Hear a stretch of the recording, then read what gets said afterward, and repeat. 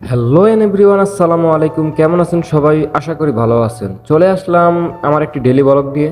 তো আমি চেষ্টা করি নতুন নতুন ভিডিও নিয়ে আসার। তো সময়ের কারণে বিভিন্ন জায়গায় ঘুরতেও পারি না। তো বিভিন্ন জায়গা নিয়ে যেমন জেয়ারার যত জায়গা আছে মদিনাতে, ওই জায়গাগুলো নিয়ে ভিডিও করতে পারি না। তো কাজে ব্যস্ত থাকি তাই। তো আজকে সকালবেলা কাজ নাই, তো ভাবলাম একটু বাইরে থেকে ঘুরে আসি। তো সকালবেলা নাস্তাও করাটা দরকার। তো নাস্তা করার জন্য আমি এখন একটি রুটি নেব।